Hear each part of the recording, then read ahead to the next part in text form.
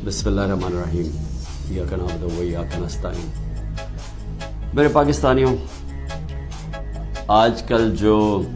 जुल्म हो रहा है, जिस तरह का जुल्म तहरीक इंसाफ के लीडरशिप कारकुनों पे और जो भी सपोर्टर्स हैं, वोटर्स हैं, या जिसने कोई मीडिया के ऊपर भी कोई हिमायत कर दी तहरीक इंसाफ के लिए, ये जिस तरह का जुल्म किया जा रहा है, मैं सिर्फ मुझे कई दफ़ा ख्याल आता है कि क्या कोई खौफ खुदा नहीं है। तो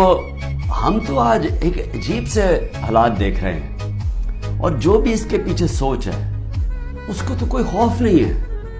कि मैंने एक दिन अल्लाह को जवाब देना है। और यही हमारी बदकिस्मती है कि ये वो मुल्क जो बना था इस्लाम के नाम पे,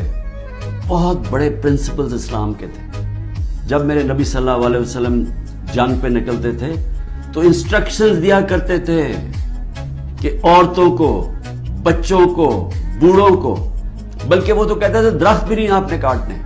यानी ऐसी जो हमारा जो सिविलाइजेशन, जो हमारा अजीम लीडर था, वो किस तरह की एक सोच रखते थे इंसानियत के तौर पे, और फिर जो उनका इंसाफ का पैमाना था वो किस लेवल के ऊपर था, और इसलिए तो वो दुनिया की अजीम कौम बने।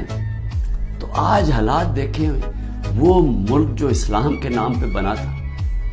ना यहाँ कोई इंसाफ रह गया, ना कोई इंसानियत रह गई, ना कोई इसी को फिक्र है कि अदालतें क्या कह रही हैं, ना फिक्र है कि ये औरतें हैं, इनसे हमारा तहजीब, हमारे दीन हमें कहती है कि एक उनकी इज्जत करो, उनका ध्यान रखो, ना उनकी फिक्र है। 15-15 साल के बच्चों को उठा के ले गए, बूढ़ों से जो किया है,